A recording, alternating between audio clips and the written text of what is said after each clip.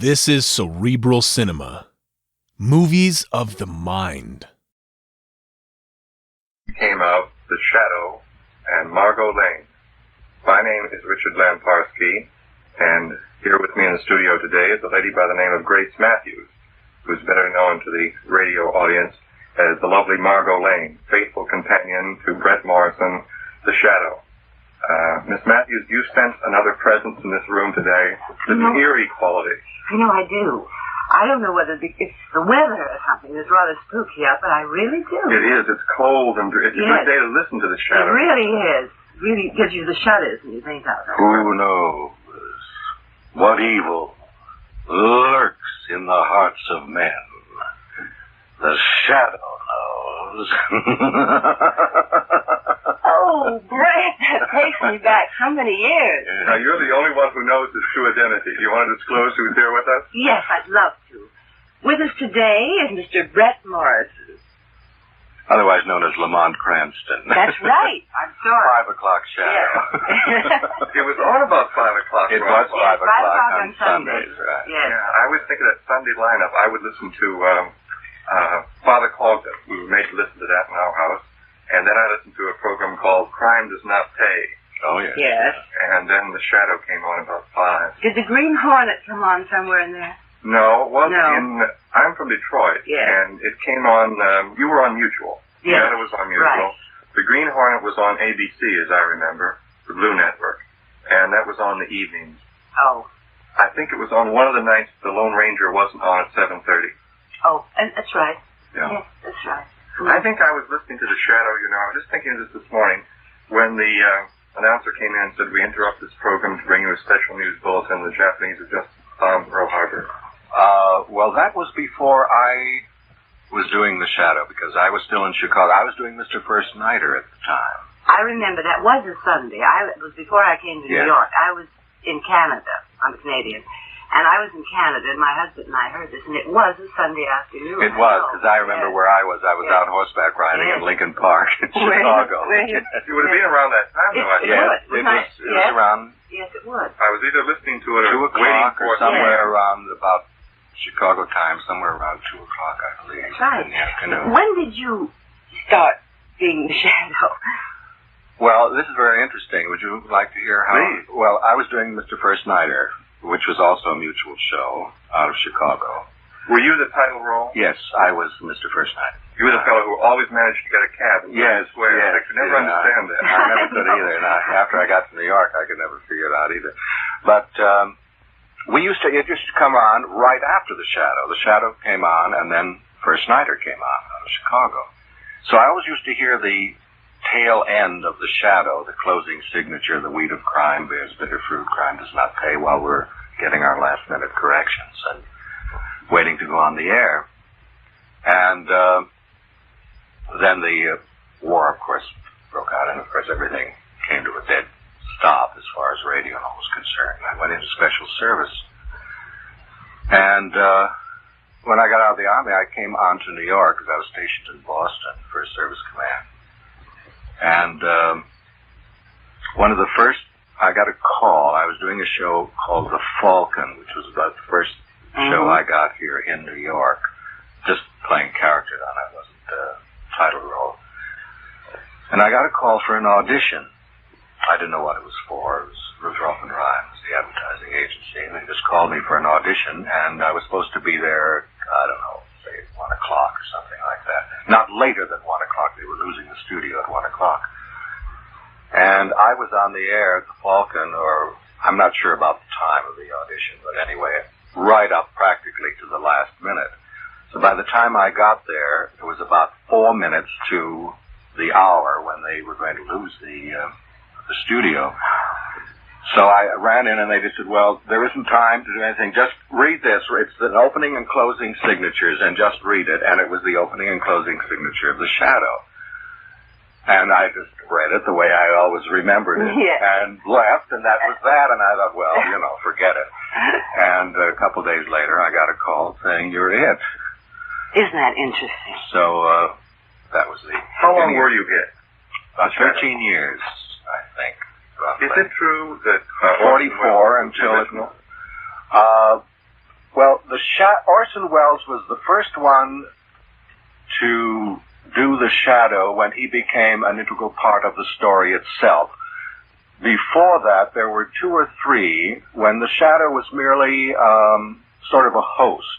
It was like Raymond of Inner Sanctum. He never appeared in the story, the body of the story, but he was merely the host who presented the thing. They set up the framework, and then they had some sort of a cops and robbers thing. Now, wasn't Bill Johnstone one of those? Bill Johnstone preceded me. Orson Welles was before Bill Johnstone. I see. And before him, I think Mr. Reddick was one of the original shadows before he became part of the story. Bobby Reddick's father. Frank Reddick. Yes.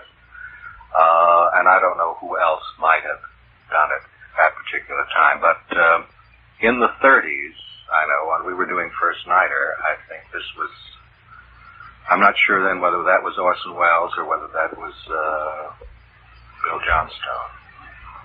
But I think I did it from 1944 until, we went off when, in 52? Well, I left it in, I left it in 49. I think later than that. About a year or so, didn't you? Yes. No, it's longer than that. Was it longer than that? Yes. I can't remember now when we did our last broadcast. But I figured it out once, and I know I was on, I think, close to 13 years. I know I did it longer than anyone else.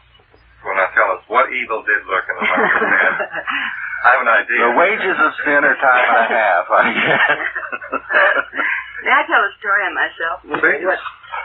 You know, sometimes the scripts were so complicated that when I finished, I wasn't really sure, what had happened, actually. Not always, but occasionally weren't they, Brett? And I'd go home, and I'd still be worrying about it. And, of course, my husband was at home, and he was expected to listen, but he was also a baseball fan, you see, so he used to switch between the shadow and the baseball every Sunday. And I would come home and say, can you please tell me what happened in that plot? And, of course, then he would have to fake like mad, pretending he'd heard the whole thing. Well, I'll tell you a story.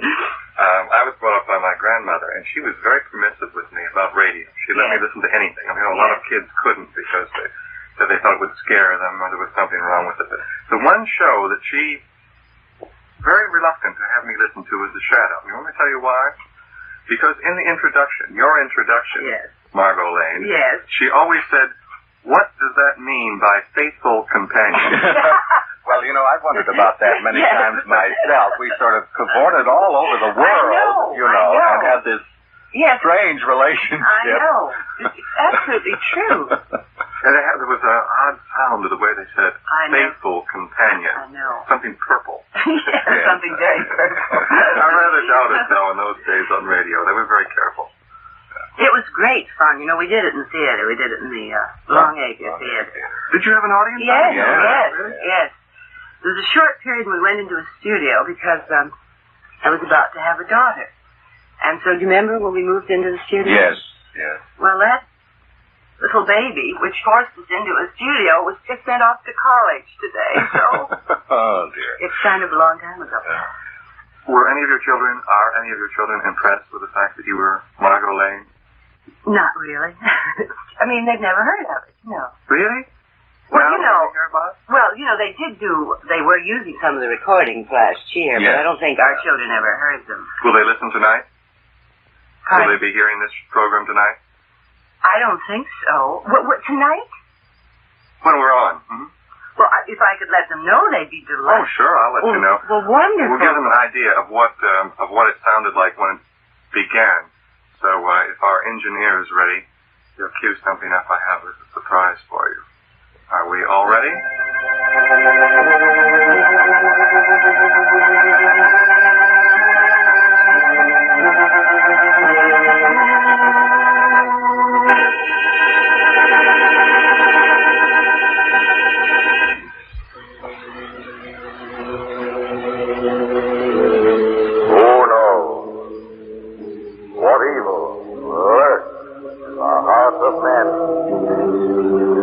Shadow, no?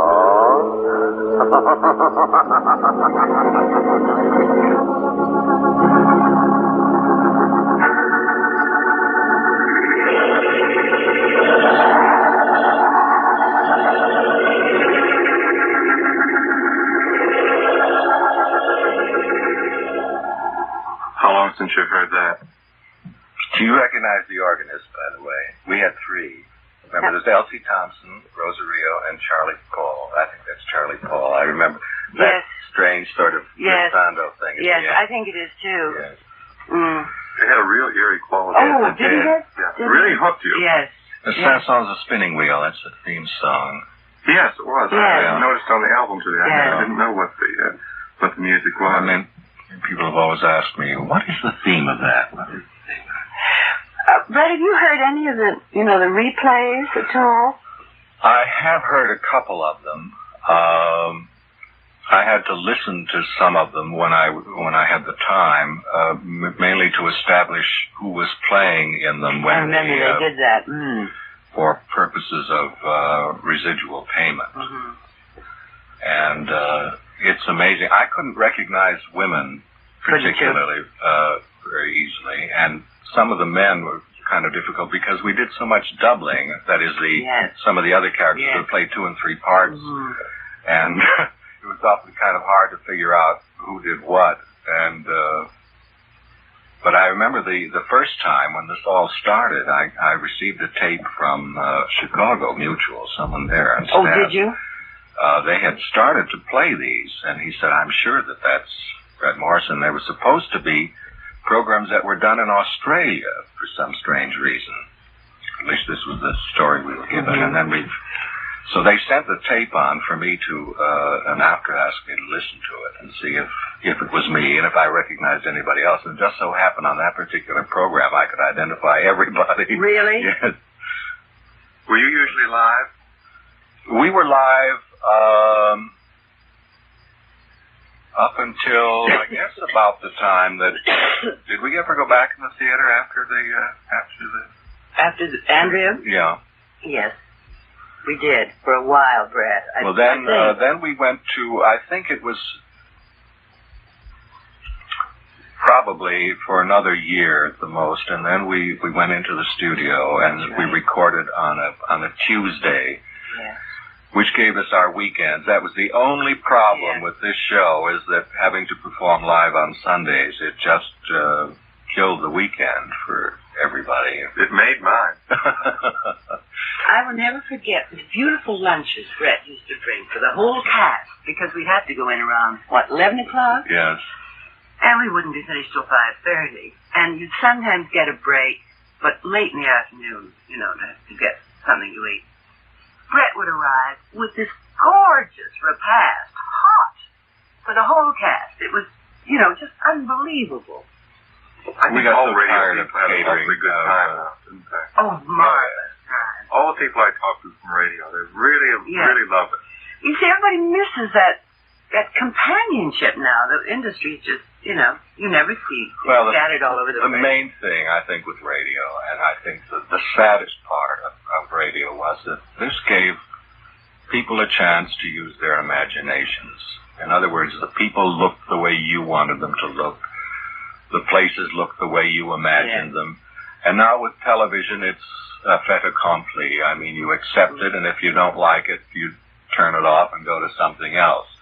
But that was the beauty of radio. It helped to stimulate the imagination. And in comparison, now they sound very corny when you listen to some of these old shows, because we've made such tremendous strides technically and also performance-wise. In radio, everything had to be spelled out in large capital letters so that, I've got you covered with this gun, so that it was clear to the audience what was happening. And which makes it seem kind of corny. But that was the beauty of radio, and that's the thing that I think is missing in our entertainment today. Well, as corny as they may seem now, though, radio had a quality, for me, that television never has had. No matter how good it is, I was able to escape in a radio program. But I think for that very reason. I can't with television. Because you're using your imagination, you become completely enthralled. Right. Because it created a completely new world. And the locations where we used to be all over the world. Yes. Istanbul, that one week, Port-au-Prince. Oh, it was very glamorous. I had unlimited means, I'm Of sure. course. Was there ever any one or maybe more terrible mistakes made during the live broadcast? You know, I was coming in on the train this morning. I was trying to think if there were any catastrophes on the Shadow, and I couldn't think of I any. don't remember any, except Isn't that dull? the usual things of the guns not going off, you know, when they're supposed to, and people saying, well, on second thought, I'm going to stab you to death. Yeah. And then the guns usually go off. Wasn't that the famous Don Amici story? I think it's probably happened on every radio show, Quite a because few times. Yeah. your sound effects department was always separate, you know, from the actor, and they had to be queued up either by record or live shot, and sometimes you had as many as 2 and 3 sound men working. And it was very easy for a mishap, especially if it was a prop that was a live prop, you know, and it could misfire or not go off. This has happened to me in the theater, too. Sure. I used to read Radio Life magazine. I think that was the name of it. Wasn't that the magazine for radio fans? Radio Life. I'm sure it was. Radio Mirror? Radio Mirror. Radio That's right, Mirror, yeah, Radio yeah. Mirror. And sometimes they would have an article in about how sound effects were done. Yes. And that was very interesting to me as a radio. Well, it they used fascinated cellophane for fire. it fascinated the audience. Oh, yes. I think they had more of a kick watching the sound effects department than they did the. Well, it was really an art, though. Oh yes, Because you know it still is to that. Yes. To that time. Of course, we didn't have the problem out of it like a show like Big Town did, which had a repeat. And they do the show at 8:30 and then come back at 12, and actors would go home to have a nap, you know, and fall asleep. Walter Grisey, which was the name we were trying to think of before, who played... That's right. That's right. He played Steve Wilson. Yes. He told me that there were several instances Yes. like that, and a couple of times when they would go over to, maybe it was Hurley's in those days, I don't know, and have a few snorts. Yes. And the program would be quite a bit different than you heard on the West Coast later. I've often wandered off on something like that, and have gone to a movie or something, and Yes. right in the middle of the picture, this suddenly come over me that I was due at the studio like an hour and a half ago. It's the most horrible feeling in the world, you know. Well, of course, the Shadow didn't do a repeat, so that was great. What were some of your sponsors? Do you remember? Blue Coal. Blue Coal was That's the the name. one I remember. Yes. Well, that was the main sponsor, I think, for the majority of the time on the air. Well, I think altogether, the Shadow was on the air close to some 20 years from its inception. And 20 or maybe more. And I would say that about at least 15 to 18 years, Blue Coal was the sponsor. And it wasn't until we started to tape the show, actually, that we had multiple sponsors. At the beginning of television, the advent of television was the decline. Of course, they sold radio short immediately, which was a big mistake, and they realized it later. But from the advent of television, I mean, it sort of began going downhill. We had multiple sponsors, and then they kept changing, and every year there'd be 1 or 2 new sponsors, and this is... Around the end, I remember you had local sponsors, because in Detroit, which was where I was listening to it, I guess in the late 40s, the one, I don't know why I remember this, but you were brought to us by Krajenki Buick. Hard to spell, but easy to deal with. At 2907 Joseph Campo Avenue in the heart of Hamtramck. I have total recall. You certainly do. Well, didn't Addison come into it? Was that was a sort of a hitchhike, wasn't it? You remember that Dawn? I don't remember. We just seemed to have so many of them toward the end. No, I meant during the Blue Coal. Do you remember? Oh, yes. Well, there were some sort of hitchhikes. Yes. Cowcatchers or trailers, as they would call them. I'm going to do some more radio people. In fact, before I came up to the studio, I was talking to Santos Ortega. And he was Commissioner Weston. Yes. Well, he was also the Fat Man. Yes. Yes, and he was also a running character for many years on Big Sister. You know, he was Dr. Carville, who was, Ruth Wayne, Big Sister's closest confidant. And we didn't say that you are Big Sister. Oh, Well, No, we didn't. no, that's right. We didn't. You may come back again sometime and we'll do a All Big right. Sister All show. right, good. I'd love to. Well, anyway, he put me in touch with John Gibson, who was Archie on The Fat Man. Oh, yes. Yes. Nero Wolfe. No, Nero Wolfe was different, because Nero Wolfe was the fat man. Well, Archie who was a Nero Wolfe, and he did Nero Wolfe, too. Did he? Yeah. Are you sure that it... No, the Fat Man was, that was somebody else. It was Nero Wolfe that he did. Oh. It was not the Fat Man. The Fat Man was Jack somebody, Jack Smart, yes. Jack Smart was a very heavy man himself, and he's since passed away. Did Santos Ortega? No, Santos Ortega is quite slender, or was the last time I saw him. But I tell you now, Johnny Gibson had a wonderful part on Casey. Crime photographer. Crime photographer. That was Dot Cotsworth. That was Dot Cotsworth, yes. He's a marvelous actor. I was on a board with him at AFTER about a year ago. Oh, were you? Yeah, the George Heller Memorial Foundation. That was that old man I played on Big Sister, remember? Oh, yes. You were so rich, weren't you? Yes. I was about 82, and I just went on and on like this for years. You know, The Shadow was a source of great speculation among boys in school when I was going to school of all the things we would do if we were invisible. Oh, really? You know, I can't go into a lot of them on the air because it was about the age boys started to get interested in girls. So that was a game we would play by the hour. Well, apropos of that, you know, this is quite amazing, but you'd be surprised how many adults actually thought that Lamont Cranston was a true character who had the power to make himself invisible. Because toward the end of the program, or somewhere around, I think, when we were in Korea, we would receive letters. I'd receive letters, people saying, we think it's a crime that you're keeping the Shadow here when he could be spying for our country, you know, again. Really? Oh, yes. Really fantastic. I had no idea that I've seen this happen, identity happen in daytime radio, you know, with characters. They seem to lose